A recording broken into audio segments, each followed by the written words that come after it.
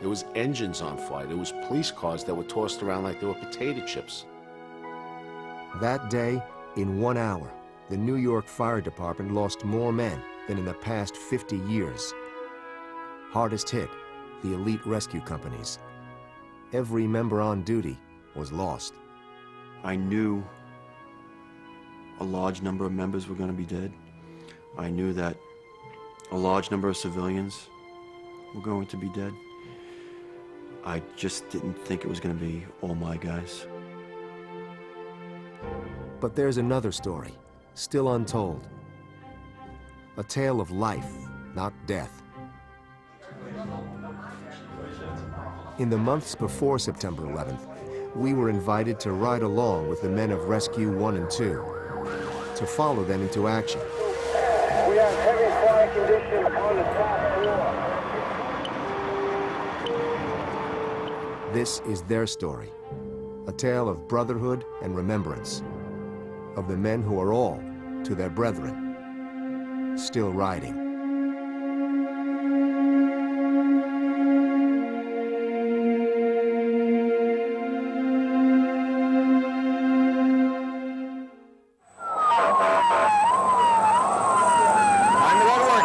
They're called the Firemen's Firemen, the rescue companies, the special forces of the New York Fire Department. Every fireman responds to alarms, but these men are different. Each is a veteran, each hand-picked. And when the worst emergencies come along, these guys get the call. Sounds like a bad one. This far we're gonna go with 5819 4th Avenue. In the months before 9/11, their story was just beginning. Well, no, we'll be there in a few seconds. On this winter morning, Rescue 2 responds to the call, 1075, working fire in progress. At the scene, a man reports his mother is still trapped upstairs.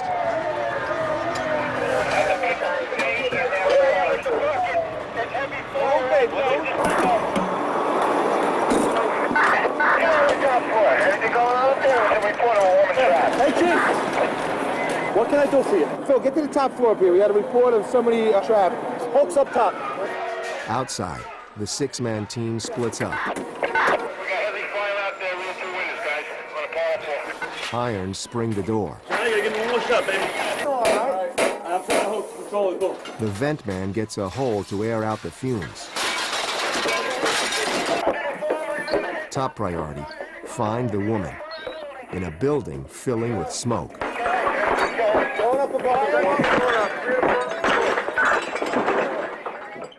Everything's by feel. It's quick. You can usually find a body real fast. 10-4. We're gonna look in the hallway right below you. But this time out, they can't find anyone. They'll have to attack the fire. There's always an unknown. There's always a curveball. Bobby! I got that shaft back here. It's free burning. We've got to get water in it. It's in this. Anybody see fire? Right here. For firefighters, a blaze is like a living, breathing creature. Put up the side wall, Tommy! It can hide almost anywhere, behind a wall, inside a shaft. I can see. But once it's tracked down, once it's brought into the open, the battle can begin.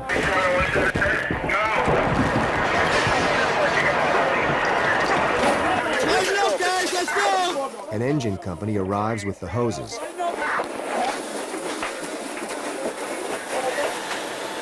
And thousands of gallons of water soon does its work. Engine operation, visible fire, knockdown, primary, negative. It got between the 2 buildings, and then it just went on its merry way. It went out that back door. For Captain Phil Ruvalo, third-generation firefighter, the company command of Rescue 2 may be an honor, but it's never easy. It's a feather in my cap. It's the ultimate command to be here. Good job. We'll see you later.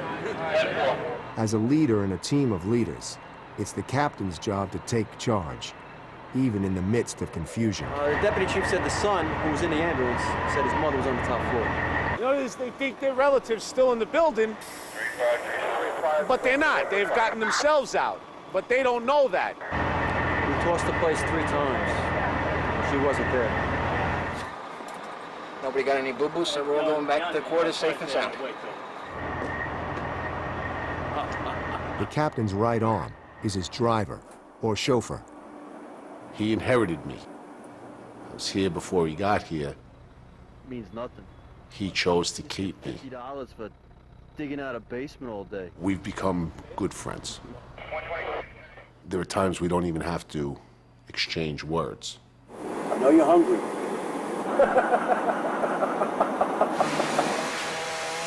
Started in 1915, the rescue companies were given the unique task of saving not just civilians, but brother firefighters too. Lincoln, get his head. Our most important job, our #1 job, is to make sure that other firemen who might get in trouble get safely out of the building.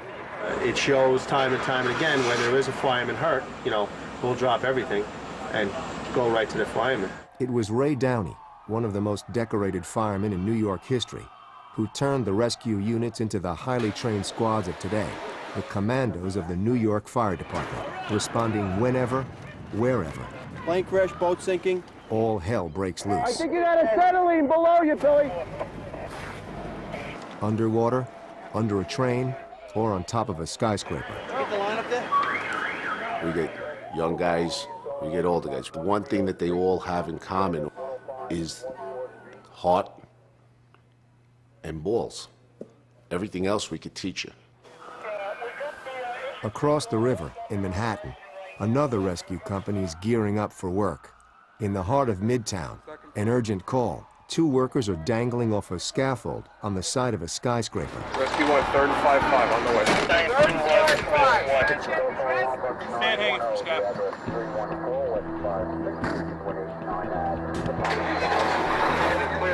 He's 50 stories up! Manhattan delivers a challenge unlike any other.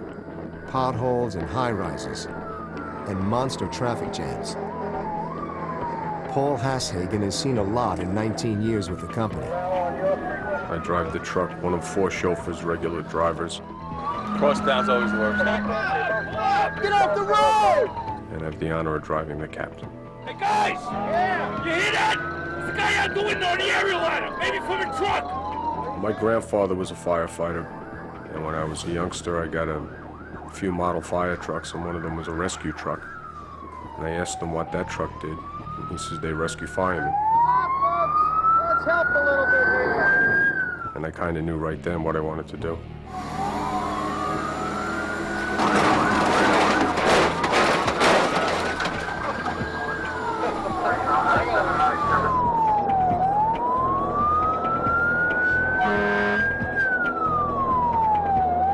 It will not move either up or down. They all stop. 500 feet off the ground, the 2 men are held only by their safety lines. Today, Lieutenant Dennis Mojica will lead the action.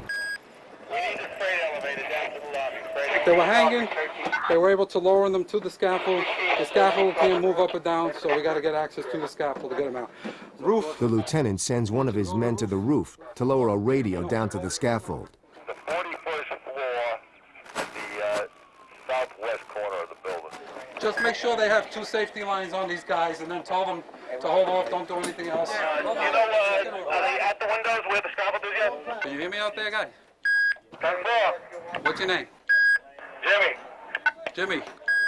All right, listen, we're taking out the glass now. We're waiting for them to clear the street, make sure nothing falls outside or out into the street below us. Once it's clear, they'll give you a little slack on the roof, and then we'll just guide you guys in. Everybody's okay? Nobody's got any kind of medical attention that they need taken care of? No, just my pride. Just your pride? We can help you with that. They start the precarious task, removing a 200-pound pane of glass. But there's no time to waste. Taking out that corner window on the corner of 5 and 3rd. I'm having trouble getting that message to the police, and they don't have that much manpower right now. The men on the roof have stabilized the scaffold for now, but Lieutenant Mojica is concerned it might slip again. Let me just check with my counterparts, and hopefully that'll do it. Using a specially designed fine cutter saw, they slice away the rubber that holds the glass in place. So we waited for the street to be cleared below, because if the glass should break and we're that high, numerous people could be injured if not killed. Rescue 1 to Division, we're ready to pull the window in if you give us the all clear. You can start taking it gently. Okay. For the rescuers, this is the moment of danger. Nice and easy. They're roped off because the change in air pressure could actually pull them right out the window. All right, I got you. Come on down. Slack on the line. Hold on, let me take it. Got it, guys, got it. Right down. I got it. Ready? 1, 2, 3. Come on in, Jimmy. Thank you, gentlemen. Why, you like hanging out over there? Rescue the room. Give us some slack. You're not kidding. Never disregard. All right, Jimmy, come on in. You in. The good jobs always seem simple afterwards. You know what actually happened? It was going down fine, and all of a sudden it just kicked into overdrive. I disconnected the electric. It kept on going. Pressed the stop, kept on going. We had the secondary, kept on going. Frequent flyer miles. Yeah. So there was only 2 workers on the scaffolding at the time of the incident, and they're both refusing medical attention. Yeah, it's just sore throat, that's all, from yelling. Okay, I'll meet you guys downstairs. Gentlemen, take care, man. Thank you. Okay, appreciate it. You couldn't fluster him. All right, sorry for the mess. All right, no problem. Dennis was one of the most serious people I know. He took his leadership very, very seriously. You never can tell. That's what makes it so exciting. It could be a quiet day, a quiet night, or all hell can break loose, and you could be running around, for the rest of the day or the rest of the night. For the men of the rescue companies, all hell would be breaking loose in a matter of months.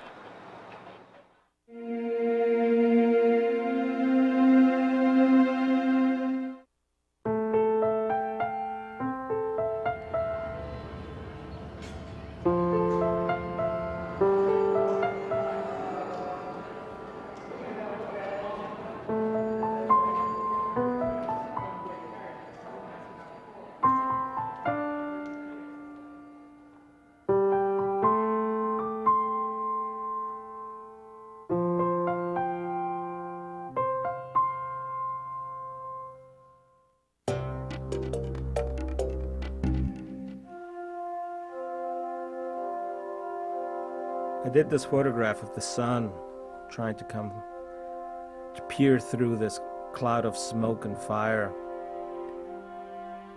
of where the World Trade Centers used to be.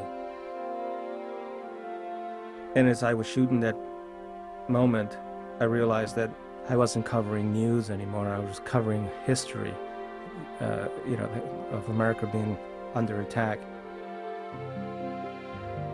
I went through this experience where I realized that, God, there must be a lot of people dead now. And I realized that the trades weren't there anymore, that my life had changed, and the life in America that I knew had changed.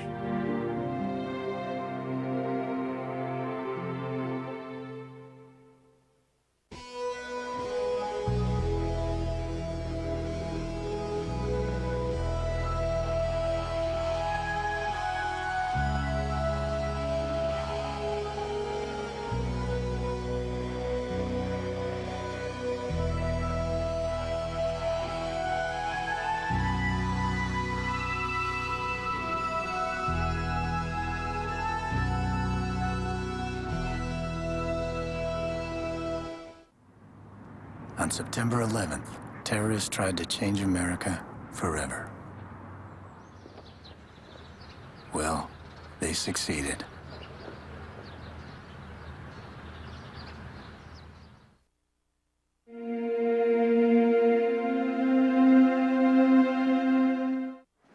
Down slow! From broken bones to collapsed buildings, what sets the rescue companies apart is experience.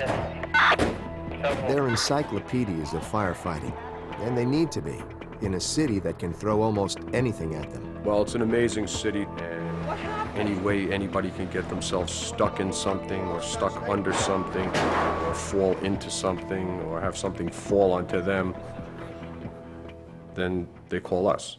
1084, we have a construction worker injured. He's being lowered by crane. At a construction site, a worker has fallen onto a steel bar. Responding to the call, the man who sets the standard for Rescue 1, Company Commander Terry Hatton.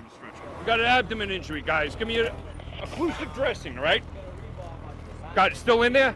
All right. O2, please, gentlemen. O2. All right, John, keep your hands there. Give me your occlusive dressing here, guys. Let's watch for the puncture wound. All right? We're just gonna put this on to help you breathe, all right, to make you feel a little bit better. All right? All right. After we get the occlusive dressing on him, let's get him on the board and do a further assessment, all right? Well, every captain I had the privilege of working with here was a fine fire officer and a great guy. But there was something special about Terry, the motivational level that he brought here. He slid down plywood that broke and rebar punctured his abdomen. There's no impalement, all right? We have an occlusive dressing on it. He's conscious, and we're getting vitals on him now. Not only was he the man for the job, but you could tell that it wasn't 40 hours a week with Terry. It was his life. There's no WMF article before you came on the job about add-ons on roofs? He was a scholar when it came to fires. He wanted to figure out everything he could about each individual fire and what we could do to prepare ourselves for anything that could happen. Pop the glass. From the Soho rooftops to the Chelsea warehouses, Hatton would drill his Rescue 1 members again and again. Captain Hatton was FDNY 24/7. He was probably the most intense person I've ever met in my life. Because if you stick your head in here and a fireball rolls up the stairs, you're going to get cooked. So if you do your leg or your tool, what do I got here? Okay, turtle up. Nobody's going to do this unless they're turtled up. Everything, every aspect of this job and what we do as rescue firefighters, he was well versed in. He knew everything about the tools. He knew a tremendous amount of information. Look at your egress. Can you very easily get on the roof of this and be out of the game? Safe. 2. Here it is. Everybody go to 2. Everybody go to exposure 2. And when the guy's going the wrong way, grab him. Say, you're going the wrong way. This is the way off the roof. And we're the last guys off the roof. And this way you can confirm that everybody's off. Because somebody's going to ask you, is everybody off the roof? He was a cosmopolitan kind of guy. He knew all about Manhattan. And I had been driving Rescue 1 for quite a long time. And I had been in the company, I guess, 16 years or so before he got here. And I thought I knew the city pretty well. And we'd take off and he would tell me back routes to take that I never would have thought of. He read the New York Times in the financial areas, not for what the stocks were doing, but what the financial aspects of the city was doing to the building construction. He studied every facet of the city as it related to firefighting, and I don't think he missed a trick. Stay down. Stay down. He told me once, anytime we go to an operation, you treat whoever's involved, trapped, injured, dying, dead, like they're your family. And that's the way we operate.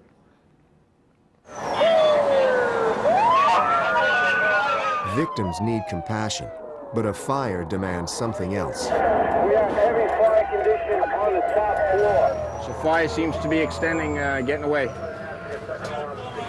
In a job where each day brings new risks, firefighters prize what they call being aggressive. In the Flatbush section of Brooklyn, a 5-alarm fire is blazing. A van parked between 2 houses has ignited. The flames have spread to both homes. And once again, make the move. Rescue 2 steps into the inferno. An easy way to describe it, close your eyes, turn the oven on to about 500 degrees, wait till it warms up, and then open the oven. The blasted heat that you feel is really our work environment. Everything up there is plywood. This entire attic is plywood. You gotta find a stand going up to the attic. You're in unfamiliar territory. You really don't know what you're in because it's not your house, it's not your apartment. You might be getting somebody trapped in the rear, and you got to get to the rear. But it's sort of like going into a maze because, you know, where is the rear? You get tunnel vision. Things start narrowing in. Is that you, Mark? You're just concentrating. Everything is narrowed down to what's going on between your 2 hands. We're making no headway here whatsoever. An unchecked fire doubles in intensity every 30 seconds until there's nothing left to burn. In a wood frame building, that doesn't leave much time. You know, you try to stay calm and use your head and use your instincts. Your heart's pumping and your mind's racing. Is there a floor to share? And the adrenaline's going on top of everything else. Your back might have been hurting 20 minutes before, but right now, you can lift 400 pounds. It's on the wheel, all right? It is really hot. How hot is it? Is it getting hotter? You know, that's telling you something. You're hearing crackling, okay? You know, it's over here, as opposed to hearing, you know, a roaring sound like a train coming. Uh-oh.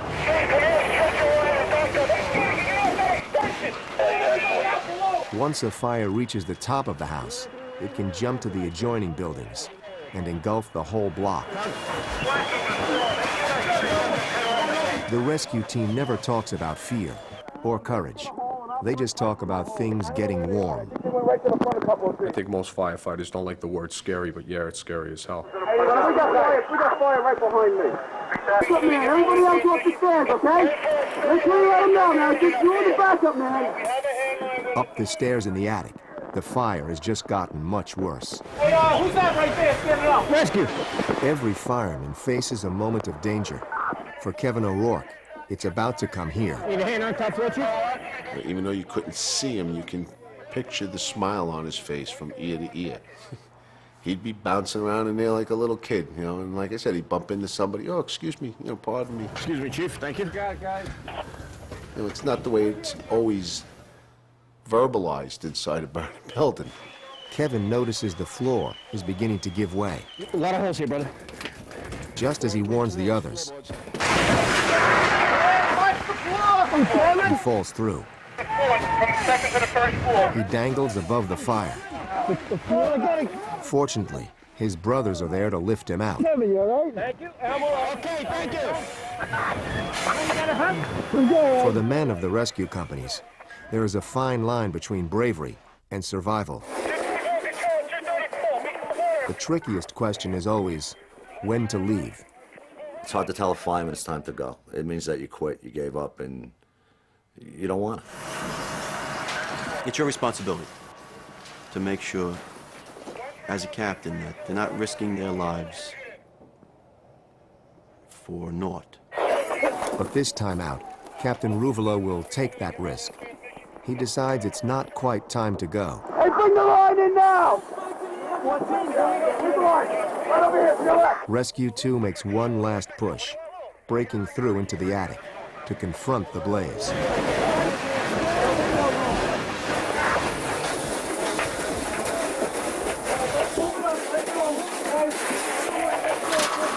Good job, son, good job. The top of the house is burned down to the timbers when the water finally does its job. It's taken hours, but they've saved the block, and Kevin too. You all right? Yeah. You sure? You sure? Yeah. Oh, big hole. Oh, you're not kidding. It just kept crumbling around me. No, I never say you really talk about the fear. You joke about the fear. You joke about what you do. You joke about, whew, duck that one this time. It was interesting. The floor gave way on the second floor, and I ended up stepping into the hole, and it just kept getting bigger. I ended up spread eagle, holding onto the beams, until the brothers were kind enough to pull me over onto the solid floor. So now he knew. I said, as long as I swing down, I'm only going to be like 4 or 5 feet off the floor, to drop down if I had to. Well, luckily I didn't have to.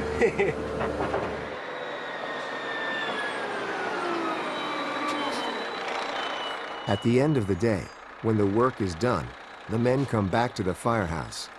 Here, on 24-hour shifts away from home, that's where a job becomes a family. You all de-stressed now? You're starting to wind down? I had a great day. Good? We live like 1/3 of our lives in a firehouse together.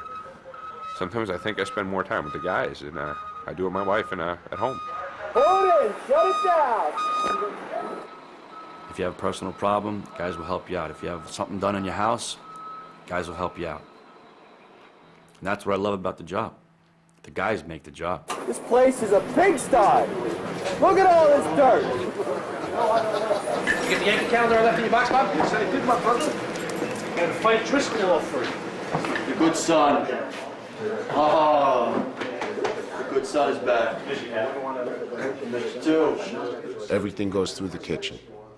You come in the morning, you have to get a cup of coffee, you got to go in the kitchen.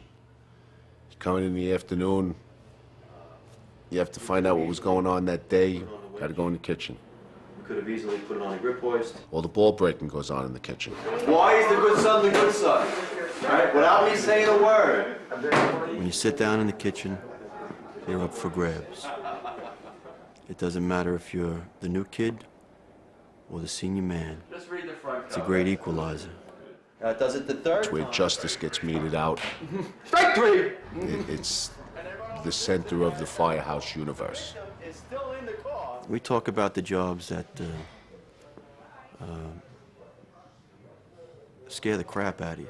7 stories on one set. How much fire was behind you? How much fire was in front of you? Where's the basement? I think I'm going into the basement. No, you're on the first floor. Maybe I could have pressed a little bit further on that one. Maybe I should have held back a little bit more on that. On the hill. It's how the young kids hone their craft. They listen to it. Everybody else talking. Right there, about 8 to 10 seconds. I think the doors stay open before they close. Fire's in the lobby. It's not in the books. It's not in the books. Come on, you can't ask that. I'm just saying. Everything is held in tremendous irreverence to the delight of all. I love you. Everybody stay up top. HVAC system's on. Stay safe. What? So you're down in the dumps, come in the kitchen and get hammered for a while by guys you really love, and then you understand. And then it's, you know, everything's all right. There's some things we see in life that normal people should never see. The one place I always want to be after that is in the kitchen. The kitchen's a great place to forget what's really haunting you. You are a brother to each other. It's proved to you on a daily basis, and you prove it to the other guys on a daily basis. That I can be trusted with your life, and I trust mine to you. These guys are gonna die for me if they have to. They're gonna, one way or another, they're coming for me. We don't always like each other, but there is a love there, and it's always gonna be there. I mean, if you're willing to risk your life for another man, you better love him a little bit.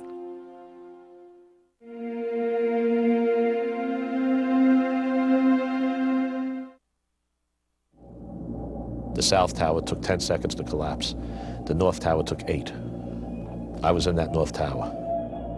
Miraculously, this small little area with the one stairway, everything collapsed around it. So I called out, is anyone else here? And after a couple seconds, I got a response. Yeah, I'm here. Another one, I'm here too. After a while, I started noticing a light, a very dim light above us. And I asked anyone else, did anyone else see this light? And other people saw it too. I climbed out, it was a hole, and I got out, and then all of a sudden I'm on top of this big pile of debris. And I could see the rubble field. I could see buildings on fire. I could see the devastation. What I didn't see is any people, no one. Life is full of unpredictable hardships and life-changing events, but you can learn to be resilient. Discovery Health Channel and the American Psychological Association have teamed up to lend a helping hand by providing strategies to help you become more resilient. For a free resilience brochure, call 1-800-964-2000 or go to discovery.com/help and type resilience.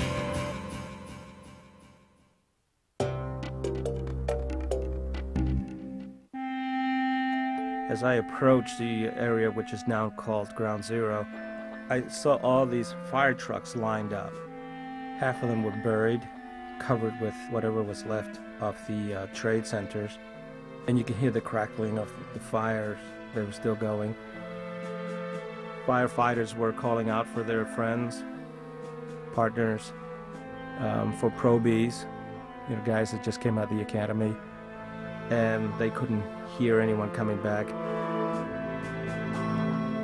And then when they realized that they were the ones that had survived, they started hosing down the areas of the fire. They started this digging out process and trying to recover whoever was underneath the rubble. and they just kept digging.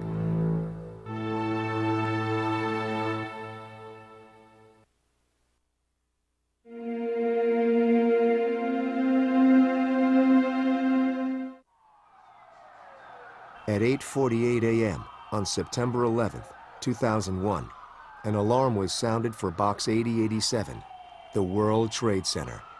11 men responded from Rescue 1, 7 from Rescue 2, and what they saw was unreal. From our quarters, if you look, you used to be able to see the towers. I'm sure as the door went up and they pulled out of quarters, they got a good look. You know, they had a good idea of the conditions there at that time, the first building that was hit. They had extra guys running that morning. Unfortunately, the job came in at the change of tours. So not only do we have the night tour, but we had the day tour as well. Realizing the significance of the alarm, I think everybody that was in the firehouse just ran and jumped on the truck. You got a full truckload of people racing down to that site because all firefighters wait for the big one, and that was one of the big ones, not realizing what was going to happen later, but the significance of the amount of people that were trapped and what you could do to try to save them. You just go. You go because you know you're supposed to go, and you know that that's what you know how to do. This was the Super Bowl fire. This is the big one. They responded through the Brooklyn Battery Tunnel. They were able to get out of the tunnel, pull up onto West Street, and when they made that turn, you know, they saw the tower burning the way it was. One of the commissioners who was responding in through the tunnel walked up with them to the building.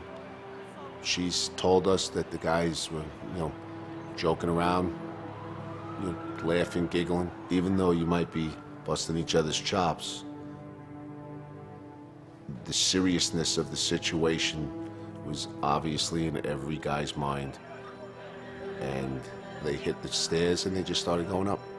You know, they were bent on getting to that fire floor. I knew they had a real good fire, and I thought that that's all it was going to be. Just a real good fire, and one of those things that they were going to talk about, you know, for years to come. Oh, I was at the big one, the World Trade Center, when the plane hit. As I watched and the second plane hit, I realized this was an act of terrorism, and I took off. As I think just about every other fireman in the city did. We saw across the bottom of the screen, it said breaking news in big, thick, black, billowing smoke, and it said Lower Manhattan. I said, oh, look at that, the brothers got a good job. And then it panned out, and I saw the World Trade Center. I got probably one of the sickest feelings I've ever got in my life. I saw the amount of fire and what was going on, and I just said to myself, oh my God.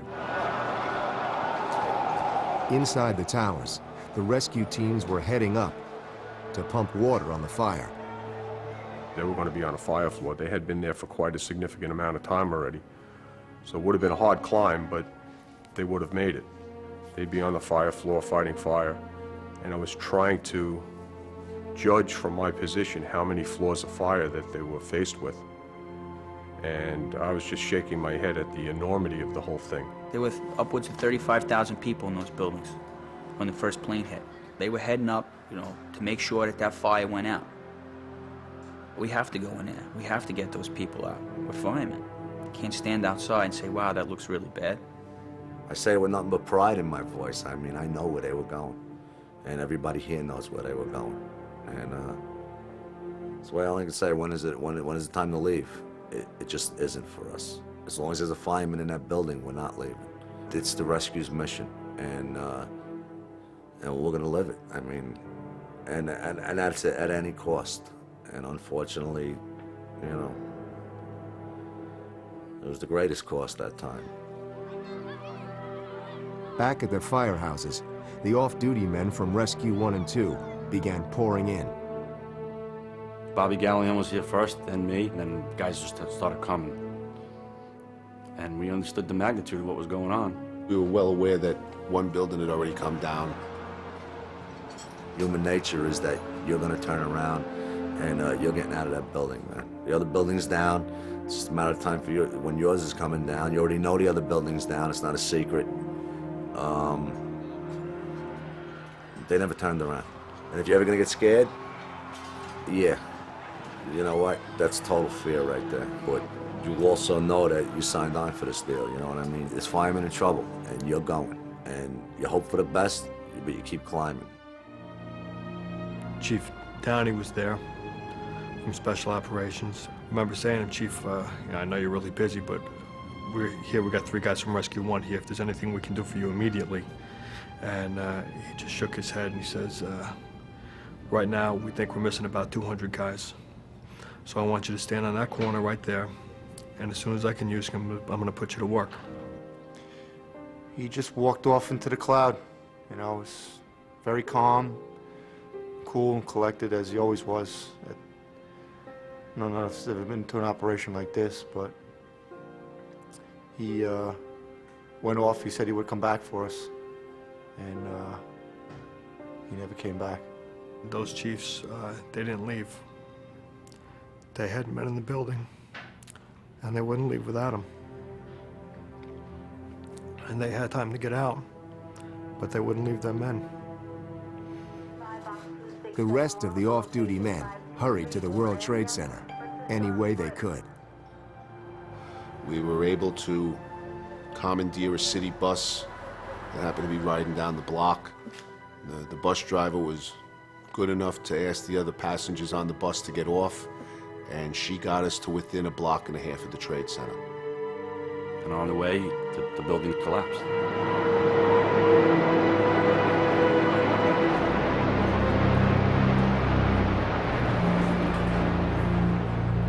Everybody wanted to come in, including a retired member. And we raced in here. The car that we were using, luckily had to use jumper cables to get it started. And then we got out to West Street and flew down there.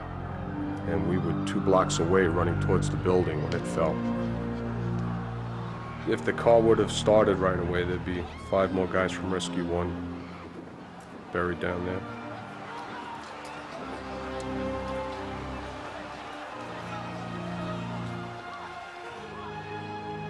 As you walked up the street, it was dark. It was nighttime in the middle of the day. There was dust, there was smoke. It was difficult to breathe 2 blocks away. And as you worked your way towards West Street, it was out of the movies. This was a movie set. This couldn't be for real.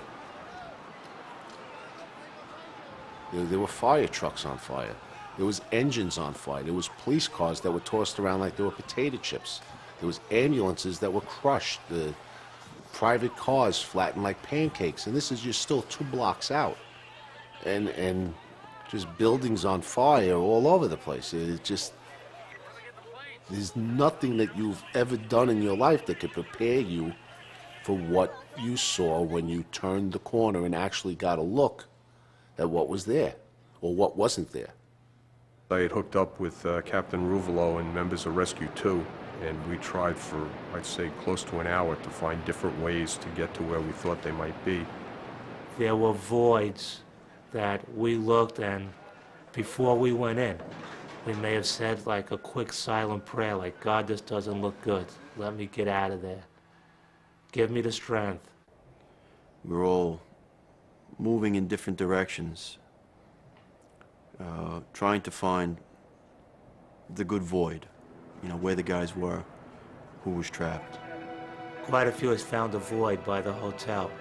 And when we went into this void, we found a helmet, we found a handy-talkie, a hook, and the hook looked like a Rescue 2 hook. And then I heard Captain Ruvalo on the radio, and I said, Cap, are all our guys accounted for? And there was a long pause, and just a no.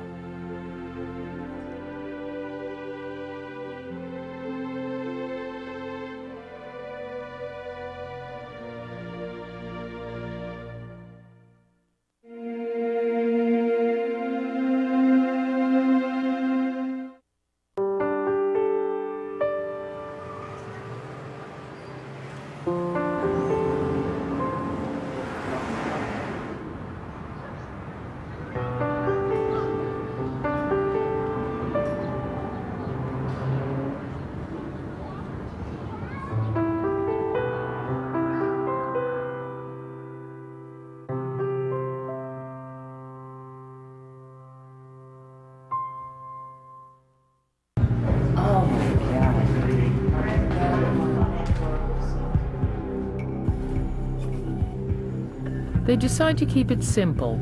All the photos will be copied on basic printers.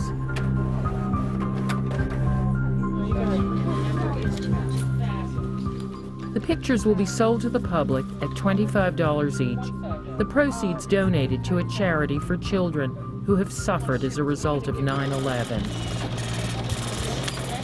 I'm buying a few remembrances for family members for Christmas that won't be able to come here and see this in person. And it's pretty disturbing.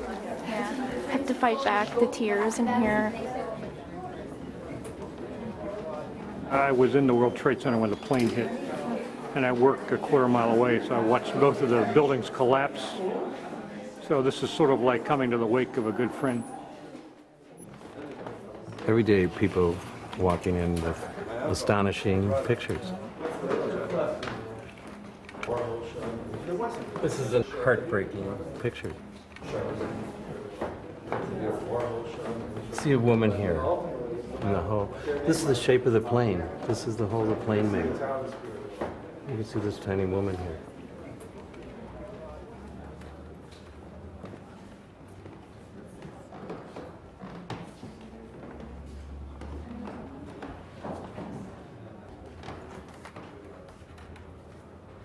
This is exactly what the Taliban hated about our culture. I mean, they had laws against photography. Individual expression was something they tried to squelch in their culture. And this is exactly what they wanted to destroy.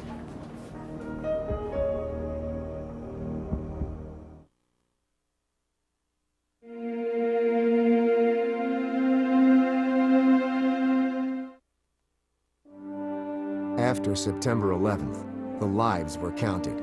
In all, firefighters helped save some 30,000 civilians, but 343 of their own men were lost.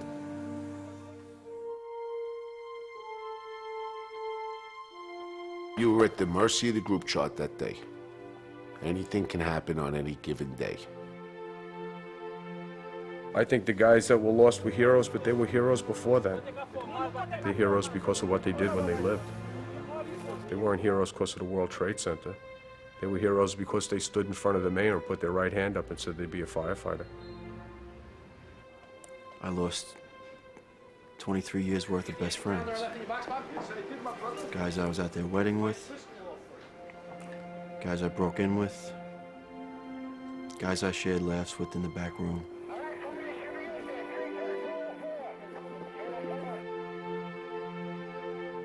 John was probably my first probie, so to speak, coming into the rescue. Someone that I took a personal interest in training, and I was very tough on him, and he consistently rose to the occasion. Let's say we go home, John. Okay. Yeah, go ahead. John had no flaws. That's why he was the good son. Good son. Oh, the good son is back. He would have been my choice to replace me. John, Lincoln, two new guys in the company, proved themselves. You know, many times probably they proved themselves. He was great. I mean, Lincoln was. He came out of a great company. I mean, like I turned for it. He was a ghetto fireman his whole career. You know, he was a very comfortable fireman. He had no problem with any scenario we faced. I mean, he was great at it. I'll go anywhere with him, not a problem. And usually he's in front of me. Lincoln could be laughing right now, standing around in his shorts and his mock turtleneck t-shirt that he wore all the time, making some crude comment about something, smoking a cigar, and he'd be laughing and saying, we got to keep doing what we're doing. They're always with us. They're always with us. They're right over our shoulder, watching us every time we go out the door. And that's it.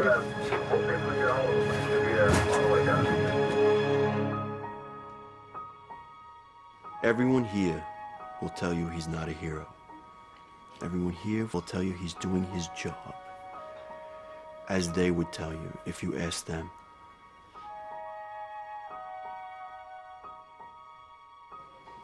Kevin and I were friends for about 12 years. We had worked together in Squad 1. We have a fire one day. As we go up the stairs, the engine company is rolling down the stairs. The ceilings collapsed. The engine company officer looks up and he says, "One of my men is upstairs." We start to go up. I got on the radio. Kevin had the roof. I said, "Kevin, I need a hole." Kevin knew that the life of a fireman was dependent on getting a hole. He put on his mask, walked into the fire, got us a hole. And in the process, his light melted off of him. His face piece started to melt to his face. His coat burnt to a crisp. And he never once stopped until the hole was there. In our estimation, if Kevin didn't get that roof opened up when he did, that nozzle team and the guy on the nozzle probably would have died. So he, directly saved that guy's life. And, never once did Kevin mention that. He's a tough guy. Very aggressive, very knowledgeable, very good at what he did.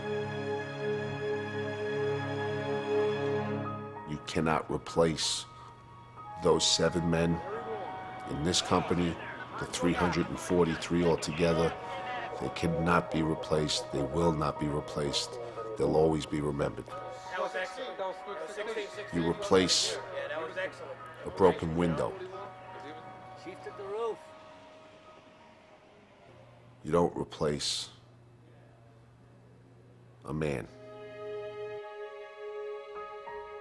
Ray Downey. If Ray walked into a room, or an emergency, or a fire, he was in command without saying a word. 40 years of experience, a demeanor that made you watch him. When God speaks, you listen. He was called God. Never to his face, always behind his back. But I'm sure he was aware of it. And he'd probably chuckle and then continue doing what it is he does. Okay, I'll meet you guys downstairs. Gentlemen, take care, man. Thank you. Appreciate it. Dennis was a real good friend. He was an easy man to talk to. We often had very lengthy conversations about things not even related to the job, about our private lives, and I miss not being able to talk to him anymore. Because somebody's going to ask you, is everybody off the roof? All right? Captain Hatton will always be, in some regard, the captain of Rescue 1 for all of us that had the privilege of working with him. But there's no doubt in my mind that the members that were fortunate enough to work with him will maintain that intensity, that level of dedication, and pass that to the new generation. I would like to have seen Terry have more time to get a few more things in place. He certainly had a large vision of what he wanted, and he had made a life's work of studying this. He got a lot done in the short time he was with us, and he affected us all. And it's tough, it really is tough. But Terry'd be the first one to say, we gotta go on. We can't sit around crying about this. You cry on your off hours, go to work, we got stuff to do. People count on us. There's a lot of people out there, and they count on us to come take care of their problems.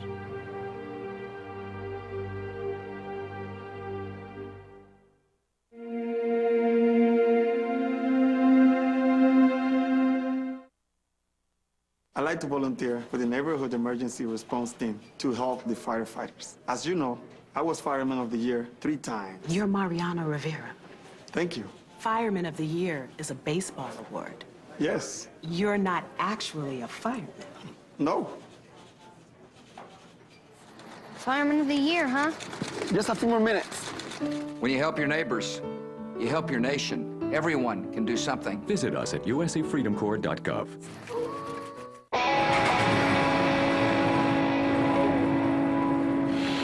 America is the land of the free and home of the brave.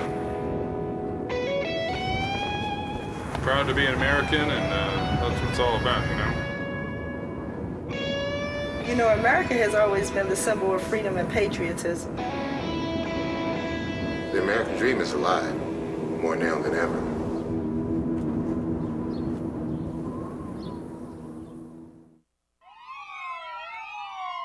It's something that I thought about when I took the job, that this is so close to Washington, D.C. You know, the Pentagon. There was a million different color shirts, you know, people, I mean, the military colors, blues and greens, and there was everyone from civilians to looked like generals running out. And we were in there for maybe 10, 15 minutes, you know, and it was just kicking our butts. I mean, this was the most intense fire I've ever been in. And I said, you know what? Let's go and let's fight this fire. If there's another plane hit, then I'm gonna die trying to fight the fire. We're here to bring this situation under control. And I wasn't about to go running out of there because they had a report of maybe another plane in. Not gonna happen.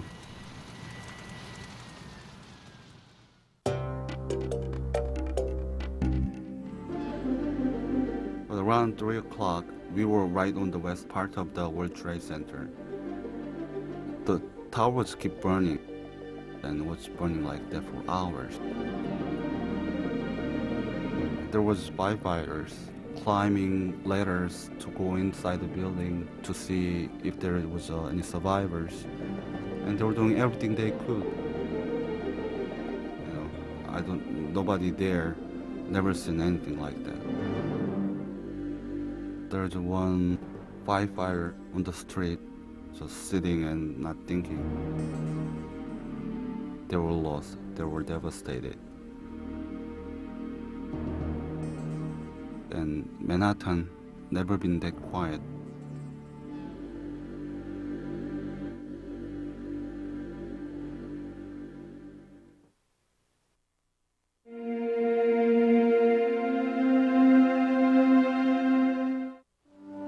In the aftermath of the tragedy, the firefighters tried to make sense of what had happened, to reclaim their dead and start again. We got a phone call on the rig that they had uncovered one of our masks and that they were digging further, but maybe we should get down there. So we shot in, and I was parking the rig. The guys took off. By the time I got up there, they had already uncovered Lincoln, put him in a Stokes basket, and they had him covered with a flag, and we carried him out.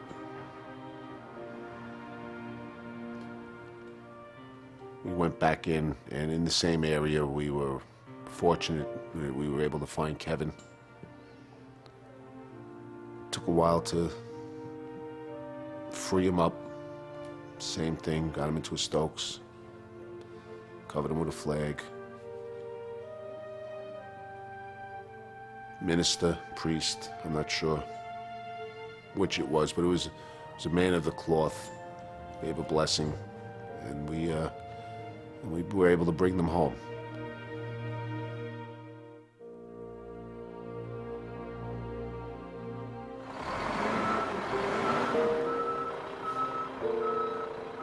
My father put in 33 years. And every time he sees me, he tells me he's proud of me. And when are you gonna retire? I would be lying if I said I didn't contemplate it. I think everyone that was there contemplates it. I know that this takes a tremendous toll on my family and every family. I tell them I'm good at what I do. I tell them that I make a difference.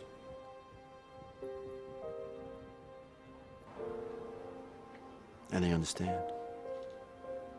This is still the best job on earth. It's a noble profession. It's a noble job, noble calling, whatever you want to call it. And if I had sons, there's nothing wrong with being a fireman. May have a pretty good contingency in heaven right now, but it's still the greatest job on earth for sure. There's some good times that are gone. It's a big void, man. It really is. It's big emptiness. That first couple weeks, there was a lot of times when you got back here to the firehouse, you really wanted to, like, contemplate why you were doing what we were doing, you know? Why did I choose to do this?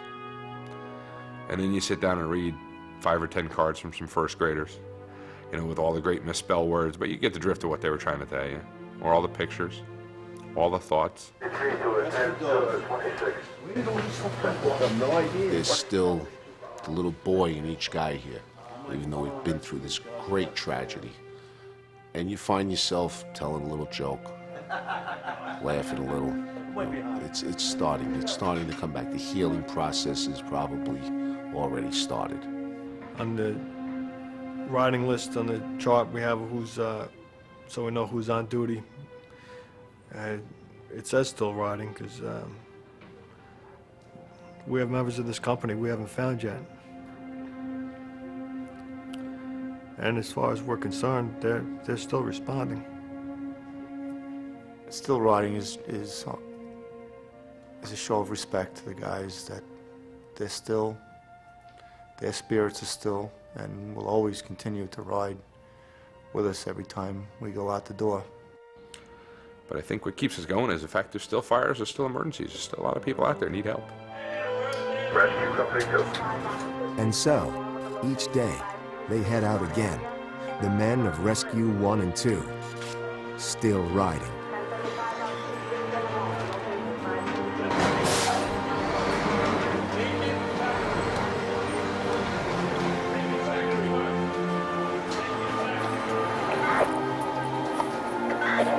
Box 3574, box 3574 for